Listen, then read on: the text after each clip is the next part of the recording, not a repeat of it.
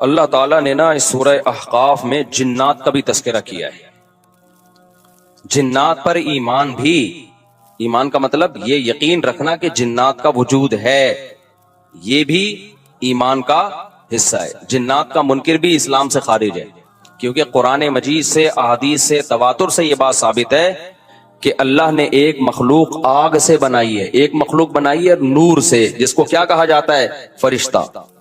اردو میں، فارسی میں فرشتہ، انگلش میں اینجل، اور عربی میں ملک. عربی میں کیا کہتے ہیں؟ ملک، جس کی جمع ملائکہ ہوتے ہیں. ملائکتہ بہت آتا ہے نا قرآن مجید میں. تو گورے بھی مانتے ہیں اس کو، کیونکہ یہ تو آسمانی کتابوں سے، تواتر سے ثابت ہے. تو اب یہ فرشتہ چونکہ مادی مخلوق نہیں ہے تو ہمیں وہ مخلوق نظر نہیں آتی. اب سائنس کا یہ کہنا ہے، سائنس تو یہاں تک بھائی سائنس مادی چیزوں پہ تحقیق کر سکتی ہے بھائی جان. کچھ چیزیں سائنس کی دسترس سے کیا ہیں؟ خارج ہیں. اگر وہ دلائل سے ثابت ہو جائیں، دوسرے دلائل سے، تو ان کو مان لیا جائے، نہیں ثابت ہو تو نہیں مانا جائے. اب سارے پیغمبروں نے فرشتوں کے وجود کا بتایا ہے. حضرت موسیٰ، عیسیٰ علیہ السلام، موسیٰ علیہ السلام، داؤد علیہ السلام، تواتر سے. تبھی یہود و نصارہ اور مسلم سارے متفق ہیں کس کے وجود پر؟ فرشتوں کے. اسی طرح اللہ نے ایک مخلوق کو آگ سے بنایا، اس کو کیا کہا جاتا ہے؟ جن. چونکہ وہ انسانوں سے چھپی ہوئی ہے اس لیے اس کو کیا کہا جاتا ہے؟ جن. جن چھپی ہوئی چیز کو کہتے ہیں. مجنون کسے کہتے ہیں؟ جس کی عقل چھپی ہوئی ہو، پردہ پڑ گیا ہو، دیوانہ ہو گیا ہو. جنین اس بچے کو کہتے ہیں جو ماں کے پیٹ میں ہو، وہ بھی چھپا ہوا ہوتا ہے نا. فلما جن علیہ اللیل، قرآن کہتے ہیں جب رات چھا گئی، اندھیرا کر دیا رات نے، تو ہر وہ چیز جو چھپی، جنون اسی سے نکلا ہے. جنون پاگل ہو گیا نا، گویا دماغ ہی غائب ہو گیا ہے. ٹھیک ہے نا. تو ہر وہ چیز جو چھپی ہوئی ہوتی ہے نا، اس میں جیم ڈبل نون والا مادہ پایا جاتا ہے. تو جن کو بھی جن اس لیے کہتے ہیں کہ وہ ہوتا ہے لیکن نظر بولو نہیں آتا. تو اس کے بارے میں ہمارا عقیدہ کیا ہے جو اسلام نے ہمیں بتایا ہے؟ بھائی جنات بھی مکلف ہیں اعمال کے، ان میں اچھے بھی ہوتے ہیں اور ان میں برے بھی ہوتے ہیں. البتہ شیطان ایک ایسا جن ہے جو برا ہے. ہر جن برا نہیں ہوتا، لیکن شیطان ایک برا جن تھا جو اڑ گیا تھا نا، پڈے ماضی میں لگا تھا اور قیامت تک اڑا ہی رہے گا. اس کی نسل بھی ایسا ہی ہے.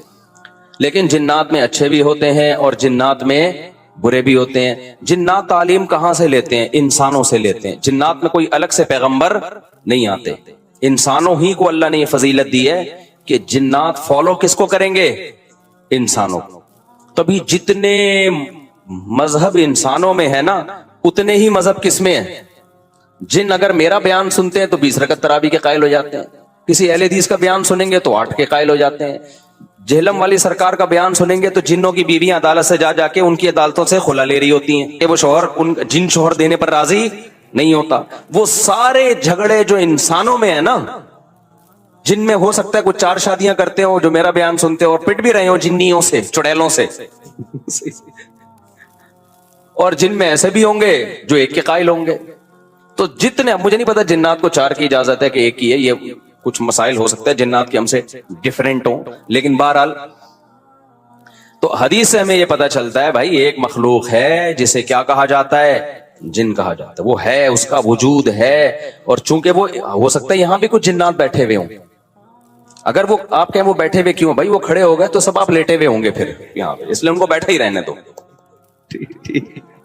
میں اکثر چٹکلا سناتا ہوں نا، وہ پرانا ہو گیا لیکن کیا کریں. ایک آدمی کو کسی نے بتایا یہ فلیٹ پرانا ہے، خالی ہے، یہاں جنات ہیں، ادھر نہیں جانا. وہ فنٹر بنا ہوا ہے. میں چل جن کی ایسی کی تیسی گیا، بیل بجائی، بندہ باہر نکلا نا، اب الٹے پاؤں اس کے آنکھیں گول گول. تو پھر بھی اس میں بڑا کانفیڈنٹلی اس نے کہا کوئی ڈرتا ورتا نہیں بھائی صاحب، آپ میں نے سنا یہاں کوئی جنات ہیں. تو وہ کہتا ہے میں تو 500 سال سے لہ رہا ہوں، مجھے تو اب تک کوئی جن نظر. اس نے کہا لے بھائی یہی جن ہے بھائی، 500 سال سے رہ رہے کم، سمجھ رہے ہو.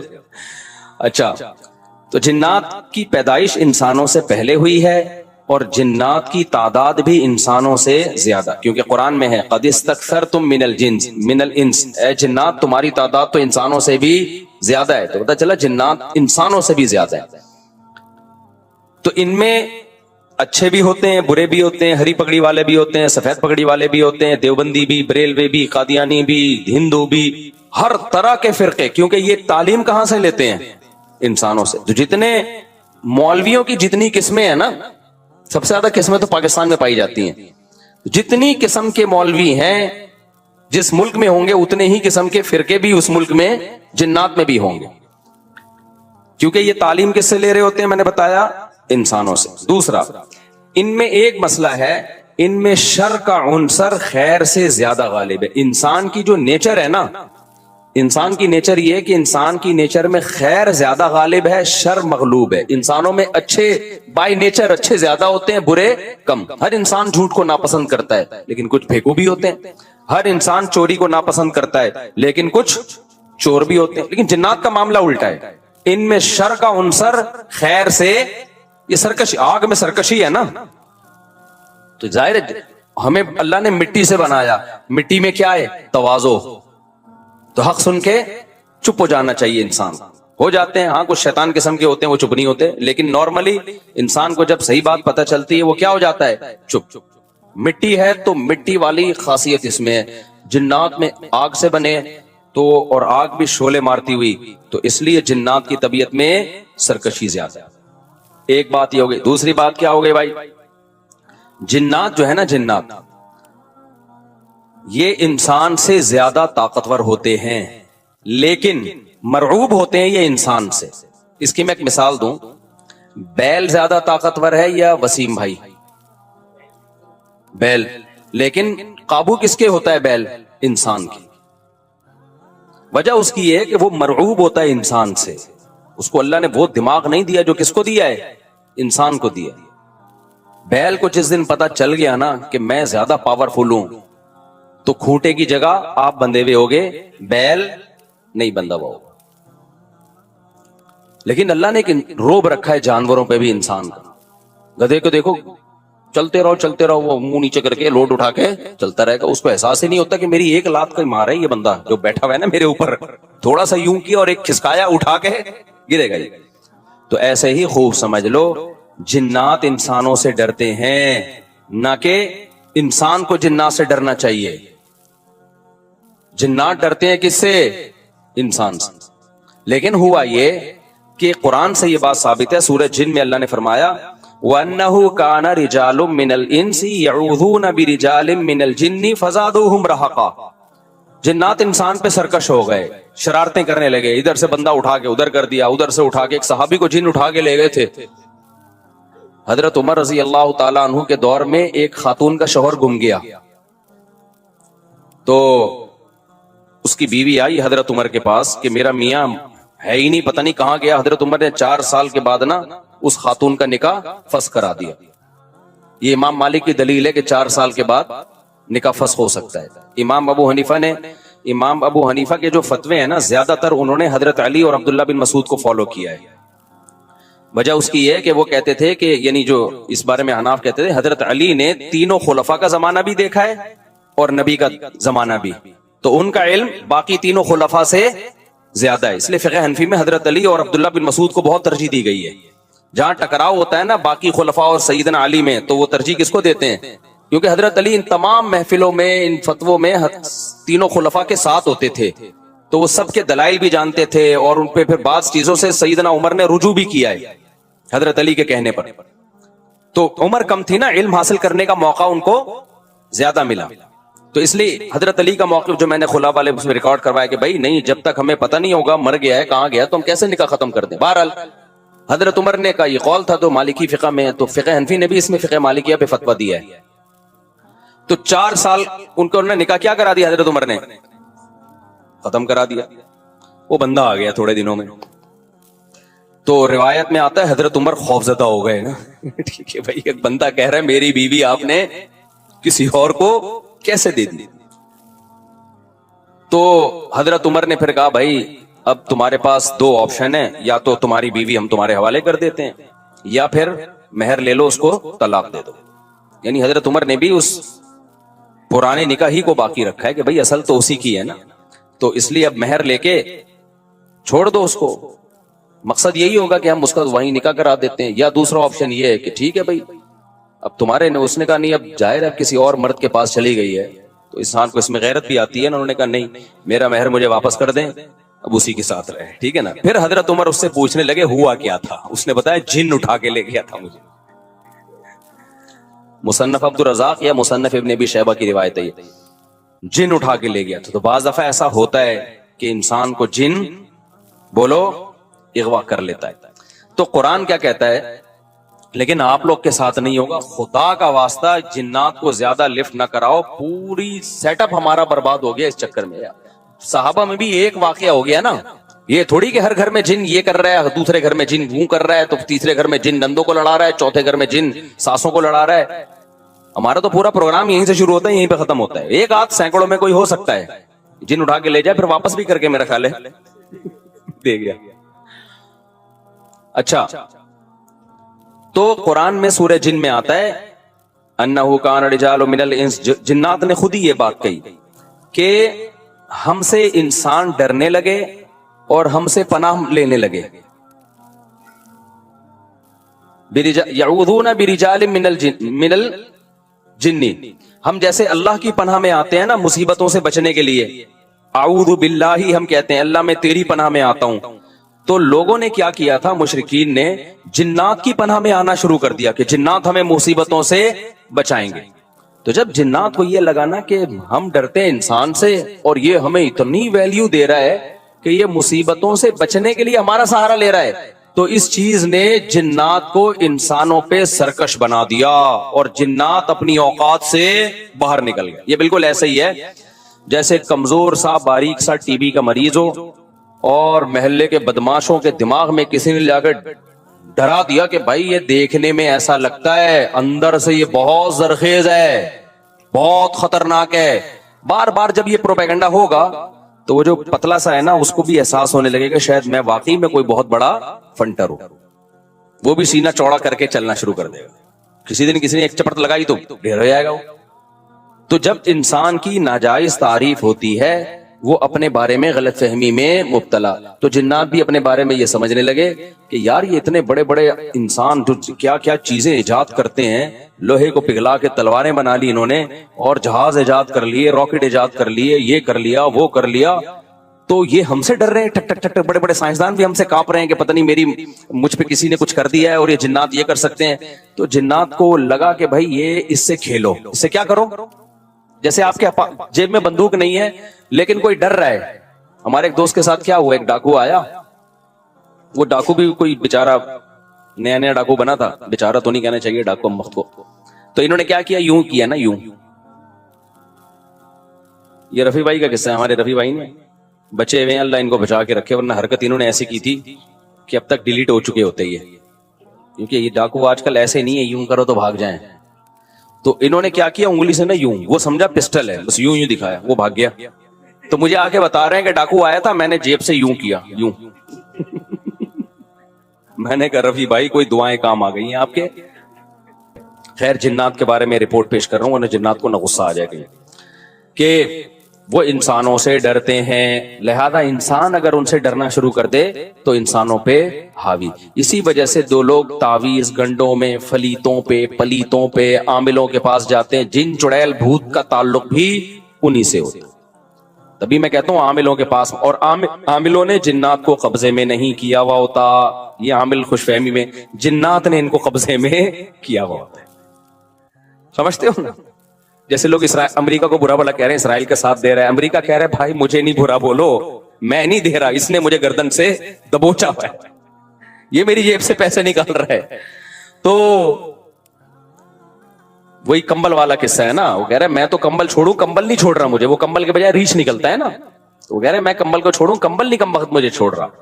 تو یہاں بھی یہ میرے بھائی مسئلہ ہے کہ کیا بات تھی, کہاں سے کہاں نکل گئی. جنات نے عاملوں کو دبوچا ہوا ہوتا ہے. تو جو لوگ بھی روحانی عامل کے پاس جاتے ہیں جنات دیکھ لیتے ہیں, بولتے ہیں یار اس کا چینل کچھ ہم سے ملتا ہے, تو لہذا پھر وہ وقتی طور پہ ٹھیک ہو جاتے ہیں. پھر اور جو مزاروں پہ جاتے ہیں نا علاج کے لیے اور کہتے ہیں ہم بابا کے دربار پہ گئے تو ہم ٹھیک ہو گئے, واقعی وہ ٹھیک ہو جاتے ہیں. پتہ ہوتا کیا ہے, جنات کو پتا ہوتا ہے یہ اس ڈیزائن کا آدمی ہے کہ یہ مزاروں کو ماننے والا ہے, لہذا جنات اس کے ساتھ کرتے ہیں شرارت. پھر وہ چلا جاتا ہے مزار پہ, جنات وہ شرارت کرنا چھوڑ دیتے ہیں. جب چھوڑ دیتے ہیں تو اس کو یقین آتا ہے یار یہ بابا کی کرامت ہے. تھوڑے دن میں جنات پھر کوئی بڑا اسکرو ڈرائیور لا کے اس کو اسکرو ٹائٹ کرتے ہیں. پھر وہ کہتا ہے یار بابا کے مزار پہ جاؤ, یہ والے چھوٹے بابا ہیں, وہ والے بڑے بابا ہیں, ادھر جاؤ, وہ تھوڑی بڑی خبر ہے, وہاں رس زیادہ ہوتا ہے, پھر ٹھیک ہو جاتا ہے. یہ ہوتا ہے ان لوگوں کے ساتھ. واقعی آپ نے دیکھا ہوگا نا, مائیں وہ جلاتی ہیں مرچیں, ٹوٹکے کرتی ہیں نا, اور بچہ ٹھیک ہو جاتا ہے, واقعی ٹھیک ہو جاتا ہے. لیکن پتہ ہے کیوں؟ شیطان کو پتا ہوتا ہے کہ اس بچے کی ماں کا ایمان کامل نہیں ہے, یہ ٹوٹکوں پہ یقین کرتی ہے, لہذا شیطان نا بچے کو چٹکیاں مار مار کے رلاتا ہے. پھر ماں کہتی ہے میرے بچے کو لگی ہے نظر, اور نظر کا حل جو سنت نے بتایا ہے, بھائی اعوذ بکلمات اللہ تامہ پڑھو, یہ جو دعائیں ہیں, وہ ماں کیا کرتی ہے, وہ مرچیں جلاتی ہیں کہ دھواں ہوگا تو نہیں ہوگا, دھواں نہیں ہوگا تو پتہ نہیں کیا ہوگا. بچہ وقتی ٹھیک ہو جاتا ہے, پھر اس سے زیادہ تھوڑے دن میں چیخیں مارتا ہے. پھر ماں پھر وہ ٹوٹکے کرتی ہے, کہتی ہے دیکھو مفتی طارق مسعود صاحب تو میرے اپنے گھر میں نہیں میری چل رہی, میں اس دن گھر میں گیا میرے بچے کو میں مرچیں جل رہی ہیں. میں نے کہا میں ساری دنیا میں بیان کر رہا ہوں. گھر والوں نے کہا نہیں ٹھیک ہو جاتا ہے اس سے. میں نے کہا خراب ہی اسی سے ہو رہا ہے, چھوڑ دو, رونے دو, چیخنے دو, شیطان مایوس ہو کے اپنی فائلیں لپیٹ کے چلا جائے گا. جب شیطان دیکھتا ہے نا یار اس پہ تو کوئی اثر ہی نہیں ہو رہا, تو شیطان ایک ہی بچے پہ تھوڑی فوکس کرتا ہے, کہتا ہے یار کسی اور کو جا کے چٹکی مارو, ان کے ماں باپ پہ اثر نہیں ہو رہا. تو جو مزاروں پہ جا کے ٹھیک ہوتے ہیں, بیمار رہے چھوڑ دے مزاروں پہ جانا, تھوڑے دنوں میں خود بخود ٹھیک ہو. یہ ہوتا ہے. میں آپ کو ایک واقعہ سناتا ہوں, اس سے سمجھ میں آئے گا. ہم ایک گاؤں میں گئے, وہاں سارے بدعتی لوگ رہتے تھے نا, تو وہاں ایک قبر تھی کسی بزرگ کی. اچھا اس قبر کے قریب جا کے لیٹو, لوگ کہتے تھے یہ بزرگ لات مارتے ہیں, اور بندہ لڑکتا ہوا قبرستان کی دیوار سے جا کے لگتا ہے. واقعی ہوتا تھا ایسے, بزرگ تو لات نہیں مارتے تھے لیکن ہوتا تھا. ہم نے کہا چلو جا کے, ہم نے کہا ڈرامہ ہے کچھ بھی نہیں ہے. انہوں نے کہا نہیں ڈرامہ نہیں, سچی مچی میں ہو رہا ہے. اچھا ہم گئے, اتنا موٹا بندہ لیٹا, ایک دم لڑکتا ہوا قبرستان کی دیوار تک کرالنگ. واقعی لگ رہا تھا کوئی اس کو دھکا دے رہا ہے, خود نہیں جا رہا تھا وہ, جو لیٹ رہا ہے گھومتا ہوا قبرستان کی دیوار. تو انہوں نے ہمیں کہا دیکھا یہ ہوتے ہیں بزرگ. میں نے کہا یار یہ فٹ بال کے کوئی کھلاڑی رہے ہیں, یہ بزرگ ہیں یہ کیا ہیں؟ مجھے پتا تھا اگر یہ بزرگ ہیں تو یہ کام نہیں کر رہے. بزرگوں کا کام ٹھڈے مارنا تھوڑی ہے یار, کر بھی نہیں سکتے. اگر یہ ان میں یہ طاقت ہوتی تو جب ان کو غسل دیا جا رہا تھا ایک چمیٹ لگاتے رکھے, اوئے میں خود مکہ ڈالوں گا اپنے اوپر, تم کیوں میرے جسم پہ ہاتھ لگا رہے ہو؟ تو اندر سے بیٹھ کے نا لاتے مار رہے ہیں. میرا مقصد کسی بزرگ کی توہین نہیں ہے, ہو سکتا ہے وہ بزرگ ہوں, لیکن اگر ہیں تو بھائی یہ کام بزرگ نہیں کرتے. اب کیا تھا, اب باری آئی ہماری. اچھا میرے ساتھ ایک اور مولانا تھے, بہت چھوٹا قد تھا ان کا, دبلے پتلے. ان کا نام ہی ہم نے ملا مختصر رکھا ہوا تھا, یعنی میرے دوست تھے پرانے, لیکن اتنے دبلے طلبہ تو آپ کو پتہ ہے شرارتی ہوتے ہیں نا, تو ہم نے ان کا نام رکھا ہوا تھا مولانا مختصر. جیسے ایک مولانا تھے ہمارے مدرسے میں, عبد الباقی نام تھا ان کا, وہ بھی چھوٹے سے دبلے سے. ایک قاری صاحب کے ساتھ انہوں نے تجوید ٹھیک کرنا شروع کر دی. وہ قاری ہوں تو چکھواتے ہیں, آپ کو پتا ہے, وہ قاری اتنا زور زور سے ہا بولو ہا عین اتنی چکھوا رہے ہیں. ہمارے ایک طالب علم نے کہا یار مولانا عبد الباقی تھوڑے سے باقی رہ گئے ہیں, ان کو مزید ختم نہ کرو. واقعی ایک تو ویسے ہی چھوٹے سے, تو انہوں نے کہا عبد الباقی مزید تھوڑے سے باقی رہ گئے یار, اتنا زور نہ لگاؤ. تو وہ اتنا پتلا سا طالب علم تھا, ان کا نام تھا مولانا ملا مختصر کہتے تھے ہم ان کو. اب کیا ہوا ہے کہ میں جا کے لیٹا, میں لیٹا تو کوئی لڑکی نہیں آ رہی. انہوں نے کہا ایسے کرو اپنی آنکھیں بند کر لو, یہ ہاتھ یوں رکھ لو. ہم نے ہاتھ یوں رکھا, پھر بھی نہیں ہو رہا کچھ. انہوں نے کہا سورہ فاتحہ پڑھو. میں نے سورہ فاتحہ پڑھی, پھر بھی نہیں ہو رہا. سورہ اخلاص, سورہ فلق, سورہ ناس سب کچھ پڑھ لیا. انہوں نے کہا اچھا ایک دفعہ خود تھوڑا سا موو کرو. ہم نے وہ بھی کر لیا, کچھ بھی نہیں ہوا. بڑے حیران ہوئے کہ یار یہ مسئلہ کیا ہے. پھر وہ مولانا مختصر آئے نا, جو بہت ہی لائٹ, وہ لیٹے, کچھ بھی نہیں ہوا. تو انہوں نے کہا تمہارا عقیدہ ٹھیک نہیں ہے. اچھا پھر کیا ہوا؟ ہم نے کہا باپ لیٹو. کمال کی بات یہ ہے کہ اب وہ لیٹ رہے ہیں تو وہ بھی نہیں, ان کو بھی کچھ نہیں ہو رہا. اب وہ لیٹے نا آ کے, جو پہلے لڑک رہے تھے, جن کا دماغ بدعتی تھا, وہ لیٹے ہیں, وہ نہیں لڑک رہے. وہ کہہ رہے ہیں یہ ہو کیا گیا ہمیں, پہلے تو اب لات پڑتی تھی, ہم گھومتے ہوئے جاتے تھے. تو फिर उन्होंने कहा ये सब तुम लोगों की वजह से हुआ है, तुम लोगों का बुजुर्गों पे ईमान नहीं है, अकीदा नहीं है, अकीदत नहीं है, जिसकी वजह से बुजुर्ग क्या हो गए हैं, बुजुर्ग की यानी ये समझो कि नाराज हो गए, ठीक है ना। तो हमने कहा हमारा अकीदा दुरुस्त है। अब देखो ये हुआ क्या, ये तो मेरा आंखों देखा वाकया है और इस पर मेरे पास गवाह भी हैं जो इस वाकये के हैं। हमारे जामिया के और भी असातिज़ा थे, टीचर थे, वो भी लेटे, उनको भी कुछ नहीं हुआ। तो ये मेरे अकेले का नहीं है, मैं इसकी तस्दीक के लिए गवाह भी पेश कर सकता हूं। तो हुआ क्या है ये समझो, ये वाकया बड़ा है, वाकया मकसद नहीं है। होता पता है क्या है, जिन्नात होते हैं ऐसी जगहों पे, जिन्नात को पता है कि ये कौम कब्र परस्त टाइप की है, ये कब्रों से अकीदत रखने वाली कौम है, तो ये जब यहां लेटेंगे किसी बुजुर्ग की कब्र पे, जिन्नात धक्का देते हैं उनको ताकि इनका साहिब कब्र से अकीदा मजबूत हो। फिर कल आके ये कब्रों से मांगे, मांगने की जगह मस्जिद है अल्लाह, तो ये किससे मांगेंगे यार? जब ये अंदर से बुजुर्ग यहां से किक मार के हमें वहां तक ले जा सकते हैं, तो ये मुझे औलाद क्यों नहीं दे सकते, ये क्यों नहीं कर सकते? तो जिन्नात ये हरकतें करते हैं। उन लोगों पर जिन्नात का वो चलता है जिनके बारे में जिन्नात को पता होता है कि यहां हमारी दाल गलेगी, समझते हो। अब जब हम चले गए ना, तो जिन्नात को पता था यहां हमारी दाल इंशाअल्लाह गलेगी नहीं। तो जैसे ही हम गए हैं, हमें तो पता था कोई ठुड्डा मुड्डा नहीं है, बकवास है, ये सब शयातीन के तसव्वुरात हैं। जिन्नात ने अपनी फाइलें वाइलें लपेटी, अपने सारे ठुड्डे शॉपर में डाले और फाइलें लपेट के मार्केट से शॉर्ट। तो जिन्नात वहां से चले गए थे। यही वजह है कि वो लोग अब दोबारा लेटे तो उनको कुछ नहीं हो रहा, हालांकि पहले तो उनको हो रहा था। और इसी भी पता चला वो ड्रामा नहीं कर रहे थे, ड्रामा कर रहे होते तो दोबारा कर लेते। वो भी हैरान थे अब ठुड्डा क्यों नहीं आ रहा भाई। हमने कहा भाई यहाँ जिन्नात थे, शयातीन थे जो तुम्हारा अकीदा खराब करना चाहते हैं। तो अब वो जिन्नात मार्केट से क्या हो गए हैं, शॉर्ट। अब समझ में आया जिन्नात का फलसफा। जो ये टोटके करते हैं, सिलबट्टे घुमाते हैं नजर उतारने के लिए, मिर्चें जलाते हैं, सारी टेंशनें उन्हीं के बच्चों के साथ होती हैं। और जो ये हरकतें नहीं करते उनके बच्चों के साथ ये टेंशनें नहीं होती। जो जादू टोनों पे ज्यादा बिलीव करते हैं, टोने के असर भी किस पे होते हैं, उन्हीं पे। जो कहते हैं बाप में दम में तो तावीज ला के रख दे कुछ भी नहीं होगा, उन पे वाकई कुछ भी नहीं होता। तभी तो मैं आमिलों को कहता हूं, अबे तुमने इतने जिन्नात जला दिए, इतने मार दिए, 8-10 जिन्नात हमारे सामने भी ले आओ भाई, और तुम मुझे धमकियां क्यों देते हो, ये कर देंगे वो कर देंगे। तुम देखो ऊंट ने एक बंदे को यूं उठा के ना यूं रख दिया था ज़बा से पहले, तो जिन्नात भी यूं उठा के क्या कर दे, मुझे यूं कर दे। तो इनको पता है कि कुछ भी नहीं होता, जिन्नात ने इनको काबू किया हुआ है, इन्होंने जिन्नात को काबू में नहीं किया हुआ। तो इसलिए मसनून दुआओं का बस एहतमाम किया करो। सूरह फलक, सूरह नास, नजर बस की जो दुआएं नबी ने बताई हैं इतना काफी है। इससे आगे अगर बढ़ने की कोशिश की तो जिन्नात से हिफाजत नहीं होगी। और जिंदगी में जो लोग आमिल के पास जाते हैं, चाहे देवबंदी आमिल हो, रायबंड का मुकीम हो, बिनोरी टाउन का हो, जामिया रशीद का हो, दारुल कुरंगी का हो, जामिया फारूकिया का हो, जामिया अशरफिया का हो, या बरेलवी आलिम हो, शिया हो, आमिल आलिम नहीं शिया आमिल हो, बरेलवी हो, हाजी हो, हरमैन के इमाम का इलाज करा के भी आया वो, कभी इन लोगों को लिफ्ट कराने की कोशिश बोलो मत करो। ये ऐसी खारदार झाड़ियां हैं, जो इसमें फंसा वो हमेशा के लिए बर्बाद। तो जो कुछ हो रहा है ना, अगर जिन आ भी रहा है, बस ये सूरह फलक, सूरह नास, आयतल कुर्सी, और कोई हल नहीं है इसका, समझते हो।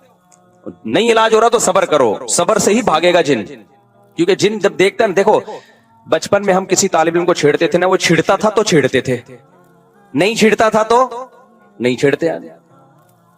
तो जिन भी कहते हैं जब ये छिड़ ही नहीं रहा इसको तंग कर रहा हूं, चलो भाई पतली गली से यहां से निकलो। और जब देखते हैं ना टेंशन ले रहा है, कभी उधर इलाज, कभी उधर इलाज, कभी वो आमिल, कभी वो आमिल, फिर जिन कहता है भाई ये जगह बेहतरीन सूटेबल है, यहां अगर मुझे किराया देके भी रहना पड़े तो रहना चाहिए। तो बीवी पे जिन आए तो खुद ही निपटेगा वो, ठीक है। आगे चलते हैं भाई जल्दी से, बस 2 मिनट में बात को समेट के खत्म करता हूं। तो जिन्नात ने नबी सल्लल्लाहु अलैहि वसल्लम के पास, जब जिन्नात की एक टोली गुजर रही थी ना, तो उन्होंने नबी सल्लल्लाहु अलैहि वसल्लम को फजर की नमाज में कुरान पढ़ते हुए सुना। इतना खुश हुए, उन्होंने कहा यार ये तो वही कलाम है जो मूसा अलैहिस्सलाम पर तौरात नाजिल हुई थी, और ये तो तौहीद की दावत दे रहा है। तो तौहीद की दावत का सुन के जिन्नात खुश हो गए। इससे पता चलता है तौहीद इंसानी फितरत है। जो भी तौहीद का सुनता है दिल उसका बाग बाग, اور اگر دل توحید سن کے باغ باغ نہیں ہو رہا، اس کا مطلب فطرت کیا ہو گئی ہے؟ چینج. جیسے کوئی مرد 4 شادی کرے نہ کرے سن کے خوش تو ہوتا ہے نا، لیکن اگر کوئی مرد 4 شادیوں کا تذکرہ سن کے ہی غصہ آ رہا ہے، اٹ مینس کوئی پرابلم ہے. کرے نہ کرے وہ الگ مسئلہ ہے. ٹاپک ایسا ہے کہ بوڑھے بھی خوش ہوتے ہیں، جوان بھی خوش ہوتے ہیں، پھر کہتے ہیں چلو ٹاپک چینج کرو، لیکن ہوتے خوش ہیں. تو ایسے ہی میرے بھائی، اللہ کی توحید انسان کی فطرت ہے. وہ جب سنتا ہے میرا ایک خدا ہے، میرا معبود ایک ہے، وہی مشکل کشا، وہی حاجت روا، اولاد بھی وہی دے گا، روزگار میں برکت بھی وہی دے گا، ساری بگڑیاں وہی بنائے گا، تو انسان کی فطرت ہے کہ وہ خوش ہوتا ہے، بشرطے کہ وہ انسان فطرت پر ہو. اور اگر اس کا دل تنگ ہو رہا ہے، اٹ مینس کہ اس کی فطرت بولو چینج ہو. اگر اللہ کی نافرمانی انسان سے ہو جائے نا، اس کی تلافی ہو جاتی ہے توبہ کے ذریعے. فطرت سے بغاوت کرو گے وہ فطرت معاف نہیں کرتی. فطرت نام اللہ ہی کا ہے، یعنی اللہ ہی نے فطرت بنائی ہے، لیکن اللہ نے فطرت کو ایسا بنایا ہے کہ اس کی بغاوت کرو گے میں معاف کروں گا. فطرت معاف بولتے کیوں نہیں بھائی؟ بہت خاندانی بات کر رہا ہوں، اللہ کرے کھوپڑی میں اتر جائے، اللہ کرے مجھے سمجھ میں آ جائے. سب سے پہلے تو مثال کے طور پر اللہ نے آپ کو حکم دیا یہ نہیں کرو، کوئی بھی حکم دے دیا، رشوت نہیں لو. آپ نے اللہ سے بغاوت کی، رشوت لے لی، کسی مفتی عالم کے پاس جاؤ گے، بھائی مجھ سے گناہ ہو گیا میں کیا کروں، وہ اس کی تلافی کا طریقہ بتائے گا. یار جس سے لیے اس کو واپس کر دو، وہ نہیں مل رہا تو اس کی طرف سے صدقہ کر لو، خود غریب ہو تو خود رکھ لو، پھر توبہ کر لو آئندہ نہیں لوں گا. اللہ کی طرف سے گارنٹی ہے جو تم سے غلطی ہوئی تھی اللہ کیا کر دے گا؟ معاف. بشرطے کہ یہ نہ ہو کہ یہ نیت نہ ہو کہ چلو وہ والی تو لے لی تھی بہت اچھا ہو گیا، ٹھیک ہے نا بھائی، ندامت بھی ہو کہ میں نے غلط کیا، بد نظری ہو گئی، کچھ بھی ہو گیا، قتل بھی ہو گیا، اس کی بھی تلافی ہے اسلام میں. جان جان کر یہ سوچ کے قتل کرنا کہ میں توبہ کر لوں گا، یہ تو ٹھیک نہیں ہے. ایک مثال ہے، کسی سے ہو گیا بھی توبہ کا دروازہ کھلا ہے، اس کا بھی حل ہے. لیکن فطرت سے جب بغاوت کرتا ہے نا انسان، یہ دینداروں کی بات کر رہا ہوں، ایک بڑا معاشرے میں فالٹ آ گیا ہے، وہ فطرت سے بغاوت پہ اتر آتے ہیں. فطرت اور نیچر سے جب لڑو گے نا تو اللہ نے نیچر کو ایسا بنایا ہے کہ نیچر معاف بولتے کیوں نہیں بھائی؟ نہیں کرتے، وہ نہیں معاف کرتی. مثال کے طور پر آپ نے حرام کھا لیا. کیا کھا لیا آپ نے؟ چوری، کسی کے مرغی رکھی ہوئی تھی یا مرغی گھوم رہی تھی، چوری کر کے بسم اللہ اللہ اکبر پڑھ کے ذبح کیا، آپ نے کھا لی. حرام کھا لیا نا آپ نے. مرغی کھانا کیا ہے؟ حرام ہے نا. چوری کی مرغی ویسے تو حلال ہے، حرام کھا لیا، اس کی تلافی ہو جائے گی، ٹھیک ہے نا. اللہ نہ کرے خنزیر کھا لیا کسی نے، اس کی تلافی ہو جائے گی. بھائی توبہ استغفار کرو، اب کھا لیا تو آئندہ نہ کھاؤ، گڑ گڑاؤ، جتنا بڑا گناہ ہوگا اتنا زیادہ گڑ گڑاؤ. لیکن آپ نے زہر پی لیا. یہ جو زہر آپ نے پیا ہے نا، اور پیا بھی جان کے نہیں ہے، آپ سمجھے کہ اس بوتل میں زمزم رکھا ہوا ہے، حالانکہ کیا رکھا ہوا تھا؟ زہر. پہلا گناہ جان کر کیا، توبہ سے تلافی ہوگی. دوسرا گناہ بھی نہیں ہے، کیا بھی بھولے سے، غلطی سے، لیکن وہ زہر ہے، اس کی تلافی نہیں ہوگی، کیونکہ اللہ کی نافرمانی نہیں ہے. یہ کس کی بغاوت ہو رہی ہے؟ فطرت کی. فطرت تو یہ بھی نہیں دیکھتی کہ تو جان کے غلط کر رہا ہے یا غلطی سے غلط کر رہا ہے. اب جب زہر آنتوں میں اترے گا، جتنی مرضی توبہ کر لو، اے اللہ آئندہ میں جب بھی بوتل کا ڈھکن کھولوں گا 100 دفعہ سونگوں گا، پہلے کسی کو ٹیسٹ کراؤں گا، اس کے بعد میں پیوں گا، اس دفعہ معاف کر دے، میری آنتیں نہ گلیں، اس دفعہ معاف کر دے، آئندہ نہیں کروں گا. لاکھوں میں کروڑوں میں کوئی ایک معجزہ ہو جائے تو ایک الگ بات ہے، لیکن اللہ کا قانون یہ ہے کہ بھائی معاف تو میں نے کر دیا، تو نے بے احتیاطی کی، لیکن جو زہر ہے نا وہ معاف نہیں کرے گا، وہ تیری آنتوں کو گلائے گا اور تو مرے گا. نہیں آ رہی میرا خیال ہے بات سمجھ میں؟ بہت مشکل ہے. دیندار آدمی پتہ ہے کیا کرتا ہے؟ جو فطرت نے اصول، قدرت اللہ نے اصول، فطرت بھی اللہ نے بنا، زہر میں اللہ نے خاصیت رکھی نا کہ آنتوں کو گلائے گا. آگ میں جلانے کی خاصیت کس نے رکھی ہے؟ اللہ نے. آپ کا پاؤں پھسل گیا، لوگ کہہ رہے ہیں یار یہاں احتیاط سے جاؤ، نیچے آگ جل رہی ہے، پاؤں پھسل سکتا ہے. آپ نے کہا بھائی میں بڑا فنٹر ہوں، کچھ نہیں ہوتا ہے یار، میں گیا اور پھسل کے آگ میں گر گئے. یہ گناہ کیا نا آپ نے کہ احتیاط. اب آگ میں جیسے ہی گرے آپ نے اللہ سے معافی مانگی، اللہ مجھے معاف کر دے، میں نے بے احتیاطی کی. بے احتیاطی بھی ایک جرم ہے، اللہ فوراً کیا کر دے گا؟ معاف. کہ بھئی میرا بندہ توبہ کر رہا ہے معاف, اے اللہ مجھے معاف کر کے آگ سے نکال لے اب, کیونکہ میں غلطی سے گرا ہوں, تو معاف. اللہ کیا کہے گا, ونس اپون اے ٹائم, ایک دفعہ ایسا ہوا تھا ابراہیم آگ میں گئے تھے, میں نے بچا لیا تھا, بس یہ ابراہیم کے ساتھ ایسا ہوا, اور ہو سکتا ہے 2-4 اور ایسے واقعات ہو گئے ہوں. قانون یہ ہے کہ آپ کا گناہ تو میں نے معاف کر دیا, مگر جس غلطی کی وجہ سے آپ آگ میں سلپ ہوئے ہو, آگ کو میں نے پرمیشن نہیں دی کہ وہ تجھے معاف کر دے, اس کا کام ہے جلانا, وہ جلا کے چھوڑے گی. بات آ رہی ہے سمجھ میں؟ آج ہمارے ہاں بہت سے مسلمان اللہ کی تو نافرمانی کر ہی رہے ہیں, لیکن ساتھ ساتھ فطرت سے بھی لڑ رہے ہیں. دیکھو انگریز کوشش کرتا ہے نیچر سے نہ لڑے, کیا مطلب, کامیابی کے جو دنیاوی اسباب ہے نا وہ اختیار کرتا ہے, وہ تبھی کامیابی جو دنیا کے لحاظ سے جس کو وہ کامیابی سمجھتے ہیں وہ کامیاب ہوتے چلے جا رہے ہیں, کیونکہ اللہ کا قانون ہے کہ بھئی کوئی کافر بھی اگر اسباب اختیار کرے گا نا, جس چیز کا جو سبب میں نے رکھا ہے. دیکھو اس کی ایک مثال دیتا ہوں, آپ بے احتیاطی کر رہے ہو, آپ بھی آگ میں گر گئے اور کافر بھی گر گیا بے احتیاطی سے, تو آگ یہ نہیں دیکھے گی کہ یہ چونکہ کلمہ پڑھنے والے اس کو بچا لو, وہ کافر ہے اس کو کیا کر دو, جلا لو, یہ آگ یہ نہیں دیکھے گی. اسی طرح آپ مسلمان تھے, آپ نے بے احتیاطی کی اور کافر نے اس راستے کو اختیار نہیں کیا, تو اب آگ یہ نہیں دیکھے گی کہ وہ کافر ہے تو احتیاط کر رہا ہے پھر بھی جلاؤ اس کو, نہ نہ نہ نہ, بلکہ آگ اس تک نہیں پہنچے گی, آگ وہ بچ جائے گا. دنیا کی آگ کی بات کر رہا ہوں. تو دنیا میں اللہ تعالی نے کامیابی اور ناکامی کو کس کے ساتھ جوڑ دیا ہے, اسباب کے ساتھ. جو جس چیز کا سبب ہے نا وہاں تک پہنچنے کے لیے وہ سبب آپ کو اختیار کرنا پڑے گا. اس سبب کو اختیار کیے بغیر وظیفے, دعائیں اور آشیرواد لے لینا کسی سے, جا کے سر پہ ہاتھ پھیر دیں گے حضرت جی تو میری شادی ہو جائے گی, نہیں ہوگی شادی آپ کی, کیونکہ سب سے بڑا مسئلہ آج کل یہی بنا ہوا ہے نا, تو اس لیے مثال ذہن میں آ جاتی ہے. آج ایک صاحب آئے میرے پاس ملنے کے لیے, مفتی صاحب میں 40 سال کا ہو گیا, میری شادی نہیں ہو رہی. میں نے کہا کیوں نہیں ہو رہی؟ کہہ رہے ہیں یار میں پتہ نہیں, میرا مائنڈ ہی اس کے لیے تیار نہیں ہوتا, تو میرے لیے دعا کر دیں کہ میری شادی ہو جائے. میں نے کہا تو کر ہی نہیں رہی, کر ہی نہیں رہا, تو میں یہ دعا کر دیتا ہوں آپ کا مائنڈ بن جائے. تو میں نے کہا بنانے کی کوشش کرو گے تو بنے گا نا. تو بہت بڑا مسئلہ ہمارے ساتھ یہ ہے کہ صحت کے معاملے میں بھی, پڑھائی کے معاملے میں بھی, اور بزنس کے معاملات میں بھی, دین کے معاملات میں بھی. دین میں بھی تو یہ ہے نا کہ جنت کے اسباب اختیار کرو گے تو کہاں جاؤ گے, جنت میں. تو اس میں بھی جنت کے اسباب بھی اختیار کرنے کے لیے تیار بولو نہیں ہے. جنت کے اسباب ہے گناہ چھوڑو, گناہ نہیں چھوڑتے, اور پتہ نہیں ایران توران کیا کچھ کر لیں گے, وظیفے پڑھ لیں گے, 5 لاکھ دفعہ آیت الکریمہ پڑھ لی, فلاں نے پڑھ لی, یہ کر لیا, وہ کر لیا, اور فلاں کو کھانا کھلا دیا. بھائی جنت میں جانے کا سب سے پہلا سبب کیا ہے کہ جس چیز کو اللہ نے حرام کہہ دیا اس سے آپ کو بچنا ہے. گناہ چھوڑنا ضروری ہے. اپنے عقیدے کو توحید کے بغیر جنت میں نہیں جا سکتے, کتنے اچھے بن جاؤ, شرک پر اگر ہے.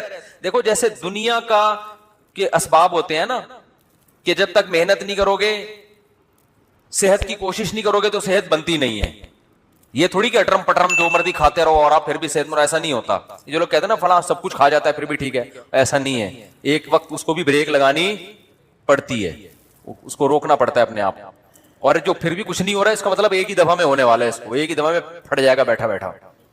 کیونکہ جو کچھ ہوتا رہے نا تو انسان پھر بھی تھوڑا سا احتیاط سے چلتا ہے. اس کا مطلب ایک ہی دفعہ میں اس کا کچھ ہونے والا ہے, ٹائٹ طریقے سے دھماکے کے ساتھ پھٹے گا. گرنیڈ ایک ہی دفعہ پھٹتا ہے اور کلاشن کوف سے گولیاں مسلسل چلتی رہتی ہیں, ٹھیک ہے نا. گرنیڈ کیا ہوتا ہے, ایک ہی دفعہ پھٹتا ہے بس, وہ دوبارہ چلنے کے قابل نہیں رہتا. تو آخرت میں جانے کا سبب بھی ہے, تو وہ سبب اختیار کیے بغیر ہم انگریز کو کہتے ہیں نا دنیا میں کامیاب ہے مگر آخرت میں نہیں ہے. کیوں نہیں بھائی, تم آخرت کا سبب اختیار کرتے ہی نہیں ہو. آخرت میں جانے کے اسباب کیا ہیں, عقیدہ توحید ہے, رسالت ہے. پھر جو اللہ نے جس کو حلال کیا اس کو حلال سمجھو, جس کو حرام کہا اس کو حرام سمجھو. پھر لوگ ہم سے لڑتے ہیں کہ یہ سائنسدان کیوں جنت میں نہیں جائیں گے, انہوں نے تو اتنے نیک کام کیے. او بھائی جنت میں جانے کے لیے تھوڑی کیے انہوں نے, دنیا کے لیے کیے ہیں. تو دنیا آج ان لوگوں کو بڑے اچھے القاب سے یاد رکھتی ہے, یار اس نے بلب ایجاد کیا. اب بلب کے رشتہ داروں کو گالیاں دینا الگ بات ہے, لیکن بلب بنانے والے کو گالیاں کوئی بھی نہیں دیتا. پاکستانی قوم بلب کے رشتہ داروں کو گالیاں دیتی ہے, لیکن بلب بنانے والے کو الحمدللہ گالیاں نہیں دیتی، اور دینا بھی نہیں چاہیے گالیاں، بھائی اس نے ہم پر احسان کیا، بلب بنایا تو احسان کا بدلہ اس کو دنیا میں مل گیا. اس نے کون سا صدقہ جاریہ کے لیے آخرت کے لیے بنایا تھا؟ تو جو دنیا میں کر رہے ہیں دنیا کے لیے کر رہے ہیں، آخرت میں کوئی حصہ نہیں. اللہ نے بتا دیا تم نے آخرت کے لیے کیا ہی نہیں ہے، کیونکہ تمہارا تو آخرت پر ایمان ہی نہیں ہے. تو اس لیے بات خوب یاد رکھو، صحت کا مسئلہ ہو، گھر میں بچوں کی تربیت کا مسئلہ ہو، پیسے کمانے کا مسئلہ ہو، صحیح ہے نا، جب تک محنت نہیں کرو گے، قانون اللہ کا یہ ہے کہ کخ بھی ہاتھ میں نہیں آئے گا، کخ بھی نہیں آئے گا. کل رات میں مثالیں اس لیے دیتا ہوں تھوڑی سی عبرت کے لیے. کل ہماری ایک جگہ دعوت تھی، بہت ہی اچھے لوگ تھے، وہ دعوت ٹھکرائی نہیں جا سکتی تھی. کھانا کھایا ہم نے 11 بجے رات، اور وہ انہوں نے اتنا کچھ بنایا ہوا تھا، وہ بھی باقاعدہ آرڈر پہ کھایا ہم نے. ابھی میں کیا وہ سن بھی رہے ہوں گے نا بیان. کھایا 11 بجے، جب آپ کھا کے سو گئے تو آپ کی صحت ٹھیک ہو سکتی ہے؟ پھر آپ کہو چونکہ میں مفتی صاحب ہوں اور لوگ کہتے ہیں عالم ہے، لوگوں کے خیال میں کوئی نیک آدمی ہے. اصل تو اللہ ہی جانتا ہے کون نیک ہے، کون بزرگ ہے، کون عالم ہے، لیکن لوگوں کا ایک اچھا گمان اگر فرض کر لیں تو چونکہ ہم نے 11 بجے کوفتے کھائے ہیں، کوفتے بنائے ہوئے تھے بڑے خاندانی قسم کے، پھوڑ دیے ہم نے، طبیعت سے پھوڑے. اچھا وہ تو میں ان سے کہہ رہا تھا کہ مولانا طارق جمیل صاحب تو رات کو کھانا کھاتے ہی نہیں ہے نا، رات کو کھانا حضرت مولانا طارق جمیل صاحب نہیں کھاتے، وہ اتنے 2-4 والے بس جتنا بھی رکھا وہ نہیں کھاتے، صحت کا خیال کرتے ہیں. تو میں نے کہا یار اتنا تپڑ مجھ میں نہیں ہے، اتنا اچھا کھانا رکھا ہوا ہے اور میں کھاؤں نہیں. تو وہ کہنے لگے، میں نے کہا ہم نے اس کا ایک آلٹرنیٹ تلاش کیا ہوا ہے، کھائیں گے طبیعت سے. تو ہم نے پھوڑا. اب جب پھوڑا ہے تو ظاہر ہے پھر اس پھوڑے ہوئے کو نکالنا بھی تو ہے نا. تو اس کا حل پھر ہم، میرے ساتھ ایک ہمارے دوست تھے، وہ کافی وزنی ہے. میں نے کہا بیٹا میں تو نہیں سو سکتا ایسے، میں تو نہیں سو سکتا، یہ تو خودکشی ہے. تو میں نے کہا جب تک یہ جتنی کیلوریز جمع ہوئی ہیں نا یہ برن نہیں ہوں گی نا میں نہیں سوؤں گا. انہوں نے کہا کیسے برن کرنا؟ میں نے کہا پیدل نکلو. تو ہم پھر نکل لیے پیدل، ٹھیک ٹھاک واک کی. پھر ہمارے ایک دوست کا جم ہے یہاں چلا گیا، پھر وہ جو مشین ہوتی ہے نا بھاگنے والی اس پہ بھاگا. میں نے دیکھا، میں نے اس سے پوچھا یار آدھا کلو کڑھائی میں کتنی کیلوریز، میں نے آدھا کلو کڑھائی نہیں کھائی لیکن اس سے ویسے ہی پوچھا ہے کتنی کیلوریز ہوتی ہیں. اس نے کہا کہ پتہ نہیں 100 ہوتی ہیں. تو میں نے کہا جب تک 100 یہاں وہ مشین میں لکھا ہوا تھا نا، اتنا اس پہ میں چلا ہوں اور تیز تیز واک کی ہے کہ جب وہ آئے نا کہ 100 کیلوریز آپ کی برن ہو گئی ہیں پھر ہم مشین سے اترے. ہم نے کہا اب ہمارے لیے سونا کیا ہو گیا ہے؟ بولو نا بھائی، حلال. یہ اتنے نیک ہم بھی نہیں ہیں کہ اتنا صحت کا خیال رکھیں. ونس اپون اے ٹائم ایک واقعہ اچھا آ گیا، ہم نے کہا پارسل کر دو. یہ کرنا پڑے گا آپ کے باپ کو بھی، ورنہ توند نکلے گی، ورنہ عجیب سے ہو جاؤ گے. زندگی ایسی بہاریں اور خوشیاں کیا ہو جائیں گی، ختم. وہ کڑھائیاں جو آپ کوفتے جو کھا رہے ہو نا، آہستہ آہستہ جا کے مختلف جگہوں پہ سے نکلنا شروع ہوں گے. کبھی کوفتہ یہاں سے نکلے گا، ڈاکٹر کہیں گے ان کی رسولی نکل آئی. وہ رسولی نہیں ہے، وہ جو کوفتے آپ نے کھائے ہیں نا ان میں صرف ایک کوفتہ نکلا ہے ابھی تو باقی کیا ہے، باقی ہے. تو مختلف، ابھی تو تھوڑے دنوں میں آپ خود کوفتہ بن جاؤ گے. اور پھر کیا کرتے ہیں، صحت ٹھیک نہیں ہے، گھٹنوں میں درد، یورک ایسڈ بڑھا ہوا ہے، یہ ہوا ہوا ہے. پھر آتے ہیں کہ جی وہ مفتی صاحب کوئی وظیفہ بتا دیں کہ فلانے بزرگ کے پاس چلے جاؤں. پھر وہ فلانے آستانے پہ ایک بڑے اولیاء اللہ بیٹھتے ہیں، آدمی ہے کہ لیکن اولیاء اللہ. اولیاء تو ولی کی جمع ہے بھائی، ولی اللہ ہوتا ہے، اس کو لوگ کیا کہتے ہیں، اولیاء اللہ بیٹھتے ہیں. اولیاء اللہ تو بہت سارے ہول سیل کے حساب سے کہہ رہے ہیں. وہ فلانے آستانے میں ایک اولیاء اللہ بیٹھتے ہیں، وہ ایسا دم کرتے ہیں بھائی، ان کے پاس جاؤ، ایسا تعویذ ہے. ابے تو کھا کیا رہا ہے تو کمبخت، تو تعویذوں میں نہائے گا بھی نہ کک بھی نہیں ہوگا. اللہ کا قانون ہے بھائی، قانون ہے کہ جتنا کھا رہے ہو نا اس کا وہ یوٹیلائز ہو گئی تو صحیح رہے گی. نہیں ہو رہا تو پھٹ جاؤ گے دھماکے کے ساتھ. بچوں میں تو چلو گروتھ ہو رہی ہوتی ہے نا، اب 40 سال میں گروتھ تھوڑی ہوگی آپ کی. اب تو فیٹ بڑھے گا، اب تو پھوڑے نکلیں گے، وہ کوفتے نکلیں گے مختلف جگہوں سے آپ کے، کولیسٹرول بڑھے گا 10. پھر بھی اگر مر جائے آدمی تو پھر اللہ نے مار دیا. اونٹ پہ بیٹھے ہوئے آدمی کو بھی کتا کاٹ لیتا ہے جب انسان کی لکھی بھی ہوتی ہے. لیکن پھر اس بیماری پر گناہ نہیں ملتا بلکہ درجات بلند ہوتے ہیں. ہمارے نبی صلی اللہ علیہ وسلم بھی بیمار ہوا کرتے تھے. بخار آیا کرتا تھا اور آپ فرماتے تھے بخار مومن کے حق میں اللہ کی رحمت، لیکن آپ کو یہ بخار معاذ اللہ بد پرہیزی سے نہیں آتا تھا. سمجھ میں آ رہی ہے بات؟ ایک بیماری اللہ کی طرف سے ہوتی ہے، وہ آپ کی کوتاہیوں کی وجہ سے نہیں ہوتی. وہ بیماری اللہ کی رحمت ہے، اس میں گناہ معاف ہوتے ہیں. آج جو میجورٹی بیمار ہو رہی ہے وہ اللہ کی خوشی سے نہیں ہو رہی، وہ اپنی حرکتوں سے ہو رہی ہے، اور اس میں امیدیں لگا کے بیٹھے میں بہت ثواب ملے گا، میرے گردے فیل ہو گئے ہیں، مجھے بہت زیادہ کیا ملے گا؟ ثواب ملے گا، میرے گردے فیل ہو گئے. میں نے ایک صاحب کو کہا، میں نے کہا اپنا بی پی چیک کرا لیا کرو، آپ کے مجھے دماغ کی سیٹنگ کیا لگ رہی ہے؟ آؤٹ لگ رہی ہے. کبھی کبھار نا میں نے کہا چیک کرا لیا کرو، کیونکہ مجھے نہیں لگ رہا کہ آپ کا بی پی نارمل ہے. ابے چیک ویک کرانے سے کچھ نہیں ہوتا، مجھے خود بتا رہے تھے ابے بی پی چیک کرانے سے، جب یہ تو انہی کو ہوتا ہے جو چیک کراتے ہیں، الٹا ہوتا ہی انہی کو ہے جو بار بار کیا کرتے ہیں. میں نے کہا کتنے بلڈ پریشر کے مریض ہیں ہمارے معاشرے، یا تو نہ ہوتا نا یہ، پھر خام خواہ میں وہمی بن کے بلا وجہ جا رہے. وہی ہوا ان کے پتہ نہیں کوئی رکھ پڑ گئی، ان کی بی پی ہائی تھا پتہ ہی نہیں چلا ان.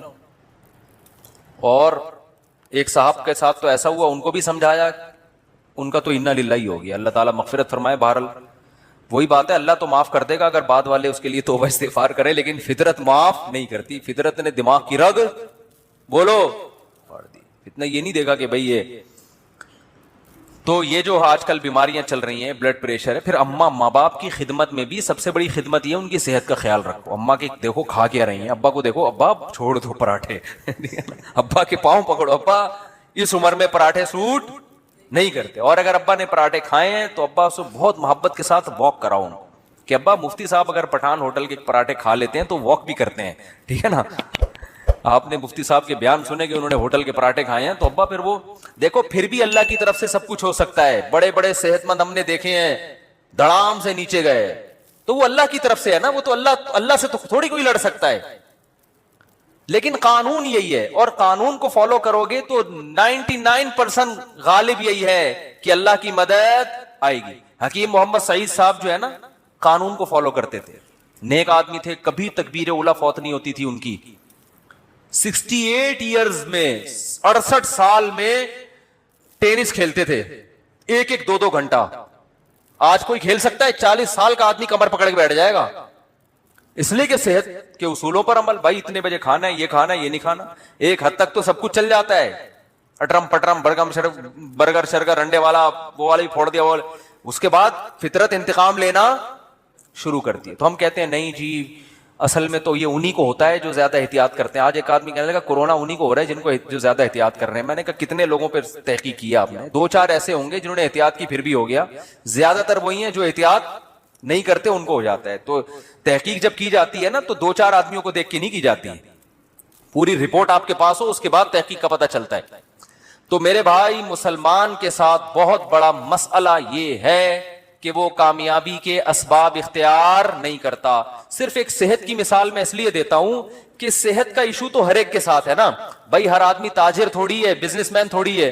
کچھ ملازمت کرتے ہیں، کچھ تاجر میں، کچھ پڑھائی پڑھ رہے ہیں، کچھ کوئی اور کام کر رہے ہیں. لیکن صحت تو ایک ایسی چیز ہے جس سے ہر ایک کو محبت ہوتی ہے نا. تو اسی صحت کے معاملے میں اپنے حالات دیکھ لو، اسی صحت کے معاملے میں اپنے حالات دیکھ لو کہ جس کو اپنی صحت کی فکر نہیں ہے وہ باقی کام کیا ٹھیک کرے گا. آپ کہہ سکتے ہو ہمیں صحت کی فکر اس لیے نہیں ہے کہ ہمیں کوئی صحت بنانے کا زیادہ شوق ہی نہیں ہے. یہ 100% غلط ہے. اگر یہ بات درست ہوتی تو آپ بیمار ہو کے اتنا پریشان نہ ہوتے. پھر آپ کو شوگر ہو جاتی، آپ خوش ہوتے یار ہمیں کون سا صحت کیا ہو گئی، کوئی مسئلہ نہیں.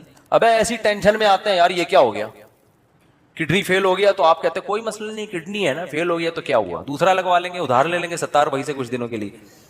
لیکن آپ کتنی ٹینشن میں آتے ہو، اس کا مطلب آپ صحت پہ کمپرومائز کرنے کے لیے تیار نہیں تھے. آپ سستی، کاہلی اور معذرت کے ساتھ، بہت ہی معذرت کے ساتھ، پوستی پن کی وجہ سے ایسا ہو رہا ہے آپ کے ساتھ. پوستی پن سمجھتے ہیں؟ پوستی نہیں پتا، اتنا مشہور گالی ہے یار، کہتے ہیں پوستیوں کی طرح پڑا رہتا ہے، کہتے نہیں ہے.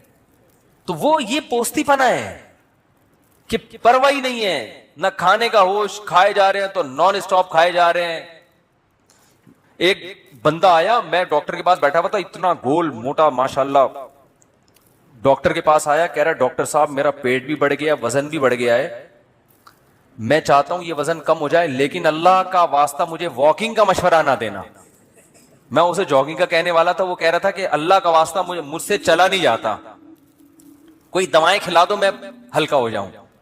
ڈاکٹر نے اس کو بولا بھائی ایسا ممکن نہیں کہ لیٹے لیٹے سرنج سے جو ہے نا تمہاری چربی نکال کے تمہیں کم کر دیں.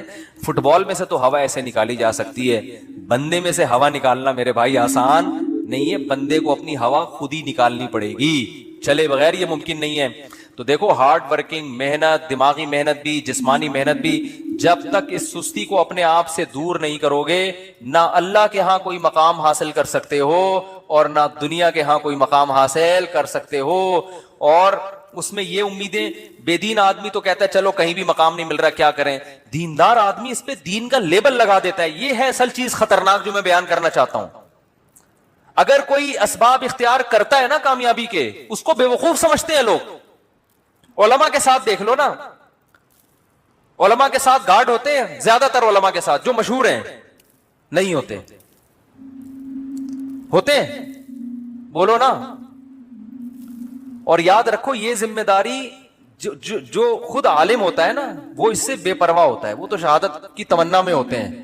یہ ان کے ماتحتوں کا, مریدوں کا کام ہوتا ہے ان کو اس کی طرف توجہ دلانا کہ حضرت آپ کو ایسے چھوڑیں گے نہیں, گارڈ کے بغیر نہیں چھوڑیں گے ہم آپ کو. لیکن مسجدوں میں الٹا ہو رہا ہے, مرید الٹا کر رہے ہوتے ہیں. اگر ان کے پیر صاحب گارڈ اپنے خرچے میں بھی رکھ لینا تو مریدوں کو اعتراض ہو رہا تھا, یار پیر صاحب کو اللہ پہ توکل, بولو بھائی پیر صاحب کو تو اللہ پہ توکل ہی نہیں ہے. مفتی نظام الدین شہید ہو گئے, وہ تو گارڈ کی موجودگی میں شہید ہوئے. اس کا مطلب ہے کہ گارڈ ان کے ساتھ تھے مگر جتنی سیکیورٹی ہونی چاہیے تھی اتنی. دیکھو باطل لوگوں میں قتل بہت کم ہوتے ہیں لوگ اہل باطل کے یہاں, اس لیے کہ وہ اللہ پہ توکل تو ہے ہی نہیں نا ان کے یہاں تو سب کچھ اسباب. آپ کو پتا ہے یہ جو ڈونلڈ ٹرمپ کی سیکیورٹی, کبھی یوٹیوب پہ سرچ کریں آپ حیران ہو جائیں گے. یہ سیکیورٹی اگر کوئی مسلمان سربراہ رکھ لے تو لوگ اس کو کیا تانا دیں گے, اللہ پہ توکل نہیں ہے. حالانکہ یہ تانا یہاں بنتا ہے ہی نہیں. ہمارے شیخ نے گارڈ رکھے حضرت مفتی رشید احمد صاحب نے, تو لوگوں نے کہا ایک طرف اتنے اللہ والے, اللہ کی محبت میں ہر وقت آنسو نکلتے رہتے ہیں, روتے رہتے ہیں اور اپنی حفاظت کے لیے. حضرت کے تو گارڈ ایسے خاندانی گارڈ تھے, وہ تو کسی کو معاف کر, وہ تو حضرت کے یعنی وہ تو گارڈ کا اس سے بھی تعلق ہے نا کہ آپ کو خطرہ کتنا ہے. تو حضرت کو تو بہت زیادہ خطرہ تھا. تو حضرت ہی کے بہت سے مریدین نے کہنا شروع کیا ان کا تو اللہ پہ توکل نہیں ہے, اتنے بڑے بزرگ بنے. ہر ایک کی تلاشی ہوتی تھی, جو بھی آتا تھا چاہے کوئی بزرگ آئے نیک آئے, گارڈ سب کو اچھی طرح کنگال کے اندر بھیجتے اب آپ جا سکتے. تو بہت سے لوگ بگڑ بھی جاتے تھے, کہ ہم بم لے کر آ رہے ہیں. بعض کہتے تھے کیا ہم شکل سے چور لگ رہے ہیں, کیا ہم بم رکھنے آئے ہیں یہاں پہ. تو حضرت کی طرف سے ہدایت تھی کسی کو معاف کرنے کی اجازت نہیں ہے, سب کی تلاشی. تو بہت سے دینداروں نے اعتراض کیے ان کو پہ توکل نہیں ہے. اللہ کی قدرت, ایک حملہ ہو گیا مدرسے پر. یہ بات ہے 94-95 کی. ہم بھی مدرسے میں نیچے سو رہے تھے, کچھ دہشت گرد مدرسے میں گھسے, گارڈ نے بہادری کی ہے, وہ مورچے سے اتر کے اس نے چھلانگ لگائی, ریپیٹر سے پورا برس فائر کیا, پورا برس اس کے پیٹ میں, وہ تو وہیں شہید ہو گیا. لیکن اس کی بہادری سے فائدہ یہ ہوا کہ وہ جتنے دہشت گرد تھے وہ مدرسے کے اندر داخل نہیں ہو سکتے. ورنہ آج میں یہاں ممبر پہ بیٹھ کے بیان نہیں کر رہا ہوتا, کیونکہ ان کا تو ہدف تھا گولیاں ہمارے اوپر سے گئی. ہم لیٹے ہوئے تھے, ہمارے اوپر سے گولیاں جا رہی تھی, مسجد میں سو رہے تھے. تو جو دہشت گردوں نے کاروائی کی نا, ان کی گولیاں ہمارے اوپر سے گئی ہیں. تو جب ہم اٹھے تو وہ بھاگ چکے تھے, کیونکہ اس نے گارڈ نے ایسی بہادری دکھائی کہ وہ جان پہ کھیل گیا, خود تو شہید ہو گیا اور لیکن اس نے ان سب کو بھگا دیا. تو اس کے بعد وہ جو باتیں کرتے تھے نا الٹی الٹی, انہوں نے کہا یار اچھا ہوا انہوں نے گارڈ رکھے ہوئے تھے, ورنہ تو آج تو سارے ہی گئے تھے. تو حضرت کو اتنا غصہ آیا, حضرت نے فرمایا غنیمت ہے, سمجھ میں آ گیا, ایک بندے کو شہید کروا کے بات سمجھ میں آ گئی, لیکن شکر ہے. تو حضرت فرماتے تھے یہ کون سی عقل مندی ہے کہ ایک بندہ کو شہید کروانے کے بعد بات سمجھ میں آئے. عقل مندی تو یہ ہے کہ کام سے پہلے بات سمجھ میں آ جائے. پھر حضرت فرمایا, حضرت مولانا یوسف دھیانوی شہید رحمۃ اللہ علیہ, اتنے بڑے بزرگ, اتنے بڑے عالم, ان کی محنتیں ہوتی ہیں, پوری جوانی علم حاصل کیا ہوتا ہے, اتنی یہ ایسی شخصیتیں غیروں کے پاس ہوتی نا تو آپ دیکھو وہ کتنی قدر کرتے ہیں ان کی. گورا اپنے سائنسدانوں کی کتنی قدر کرتا ہے. گورے کو پتا ہو کہ یہ ہمارا قیمتی سرمایہ ہے. اچھا مجھے ایک بات بتاؤ, آرمی کا کوئی بہت بڑا آفیسر ایسے ہی سول ڈریس میں ایسے ہی گھوم رہا ہو اور کوئی گارڈ وارڈ نہ ہو, آرمی چھوڑے گی اس کو؟ آرمی بولے گی بھائی تم پہ خرچہ ہوا ہے, تم اگر شہید ہو گئے نا تم تو جنت میں جاؤ گے, ہماری ایسی کی تیسی ہو جائے گی, ہم نے ٹریننگ کی ہے, لاکھوں روپے خرچ کیے. ایک آرمی کے آفیسر آئے تھے ملنے کے لیے, وہ پتہ نہیں SSG کمانڈو تھے کیا تھے, تو ہمارے دوست نے مجھے بھی انوائٹ کر لیا, اس نے ان کی دعوت کی تھی, مجھے بھی انوائٹ کیا. تو وہ پائے وائے پکے تھے, وہ نہیں کھا رہے تھے, کوئی پائے تھے یا کیا کوئی ایسی خوراک تھی جو فل آف کولیسٹرول ہوتی ہے, تو وہ نہیں کھا رہے تھے. تو ہمارے دوست نے ان سے پوچھا آپ کی, انہوں نے کہا یار ہماری ٹریننگ پہ صحت پہ اتنے لاکھوں روپے خرچ ہوئے ہیں, میں پائے کھا کے حکومت کا وہ پیسہ ضائع نہیں کرنا چاہتا. میں کھانے پینے میں احتیاط, یا تو پہلے کھانا کھا چکے تھے, ڈبل کھانا تھا, کیا تھا مجھے تو واقعے کا اصل مغز یاد رہ جاتا ہے, پوری تفصیل یاد نہیں رہتی. تو میں نے کہا بندہ خاندانی ہے. بندہ کیا ہے؟ حکومت کے پیسے سب نہیں ہے خاندانی, ہر طرح کے لوگ ہوتے ہیں, فوج میں بھی ہر جگہ, تو کھا بھی رہے ہوتے ہیں کہ آ جاؤ, حکومت کا پیسہ ہے نا پھر تو ڈبل کھانا ہے, ٹھیک ہے نا. اچھے بھی ہوتے ہیں, ہر طرح ہر طبقے میں اچھے برے سب طرح کے لوگ ہوتے ہیں. تو وہ بڑے خاندانی تھے, بریگیڈیئر کے رینک کے آدمی تھے, انہوں نے کہا میں نہیں کھاؤں گا, اتنا خرچہ تھی, بڑی ٹائٹ خاندانی قسم کی فٹنس. تو یہ انسان کے عقل مند ہونے کی علامت ہوتی ہے, کوئی سیکیورٹی کا انتظام نہیں. تو یہ ہمارے دینداروں میں ایک بہت بڑا فالٹ ہے, وہ اس کو توکل سمجھتے ہیں, حالانکہ یہ توکل نہیں ہے. قرآن نے کیوں کہا اعدوا لہم ما استطعتم من قوہ, قوت اختیار کرو, الا ان القوۃ الرمی, آپ نے فرمایا قوت سے مراد تیر اندازی ہے, تیر اندازی سیکھو.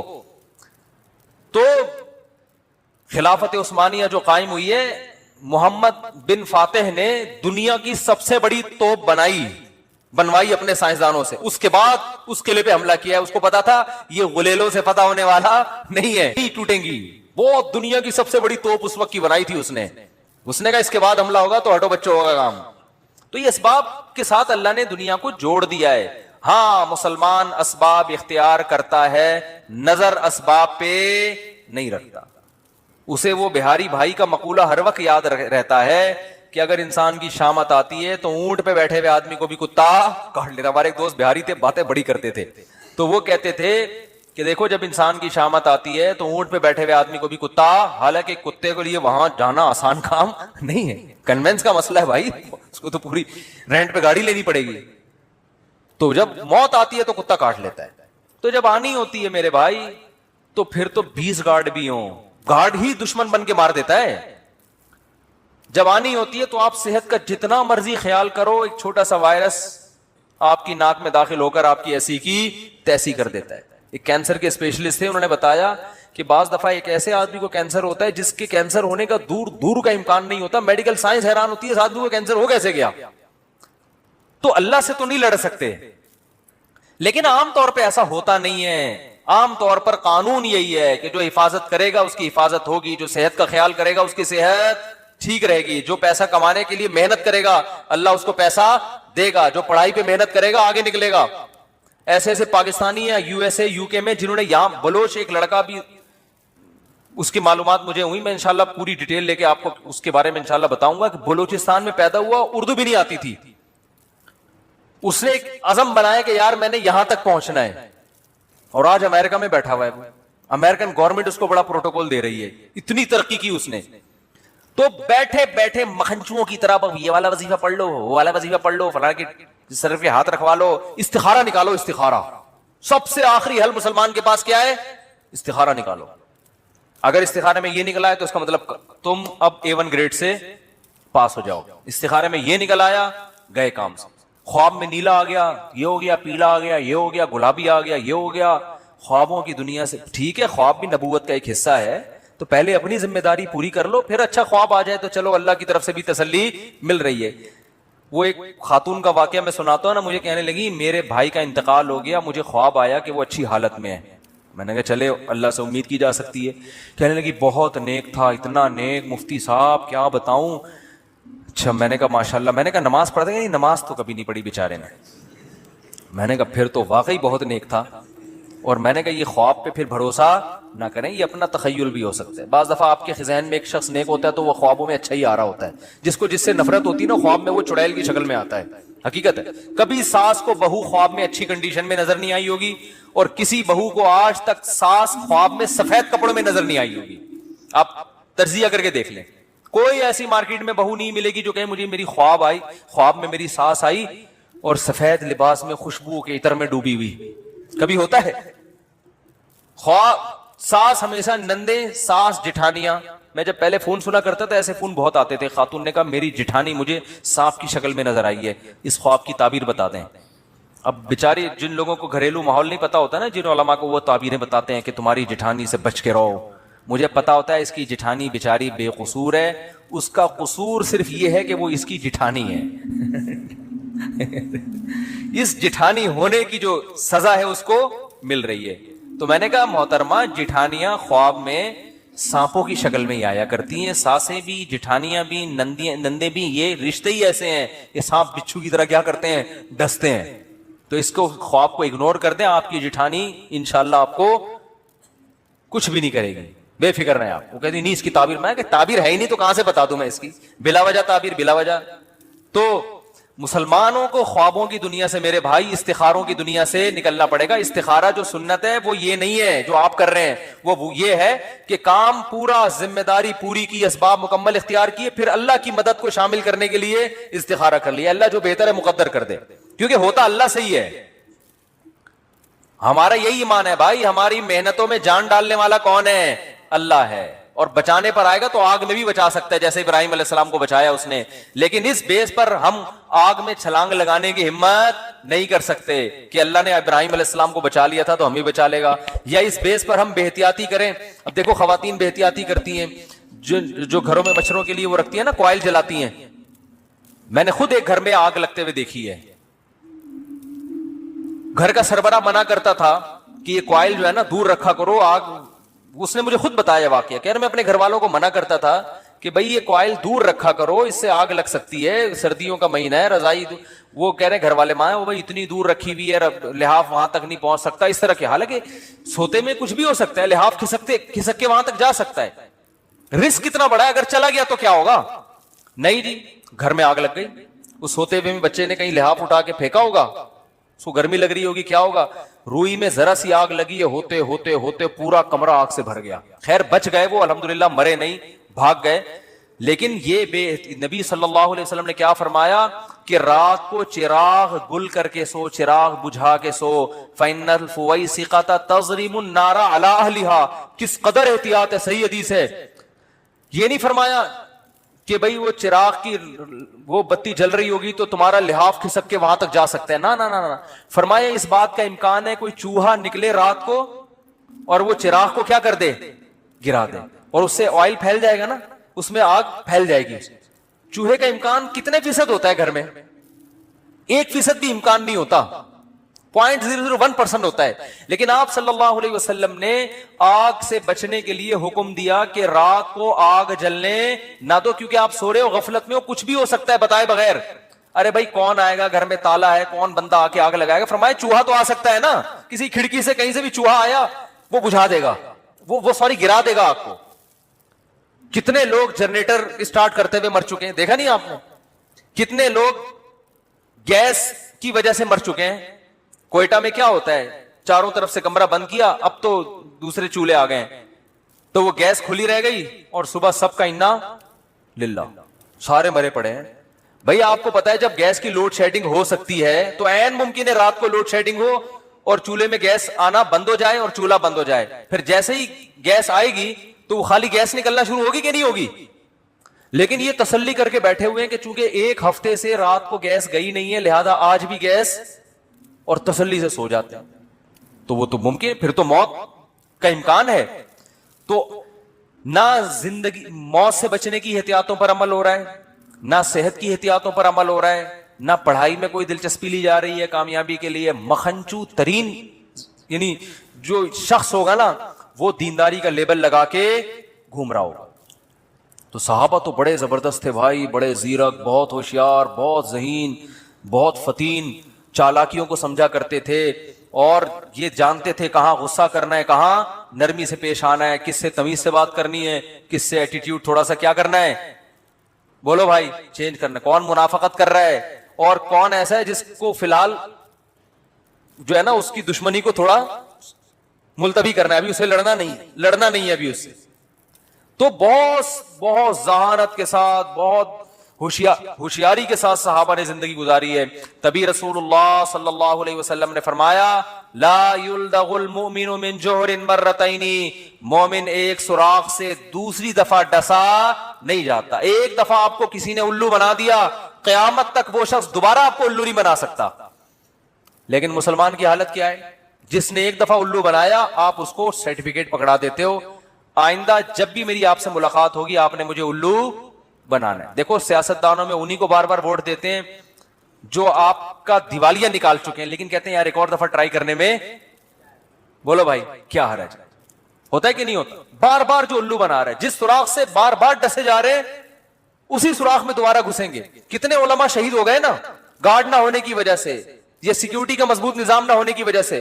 لیکن شہادت کی خبر آتی ہے, اوہو افسوس ہوا, بہت افسوس ہوا, ایک بہت بڑے عالم, ایک چراغ بجھ گیا, تو چلو یار اگلوں کی احتیاط کر لو. نہیں جی, موت تو ایک دن آنی ہے, لکھی بھی ہے, اپنے ٹائم پہ آنی ہے, آ گئی چلے گئے دنیا سے. اللہ تعالیٰ مرحوم کی مغفرت فرمائے اور ہم سب کی حفاظت فرمائے. بس اس کے بعد اگلے دن خبر آ جاتی ہے کراچی میں تو کیا ہوا ہے. تو بھائی اب کچھ تو کرو نا. کچھ لوگ ہیں جن کو خیال ہوتا ہے, لیکن میجورٹی کیا ہے, بالکل مجذوبیت کی جو انتہا ہے نا, دیوانگی کی انتہا, وہاں تک پہنچے ہوئے. اب تو بچوں کی نگرانی نہیں ہو رہی, بچے کہاں بیٹھ رہا ہے, آپ کا بیٹا کہاں جا رہا ہے, اسکول میں کیا کر رہا ہے, کون اس کا کلاس فیلو ہے. ایسا تو نہیں بچوں میں بچے کا کوئی کلاس فیلو اس کو موبائل میں فحش فلمیں دکھا رہا ہو, کوئی ہوش نہیں ہے.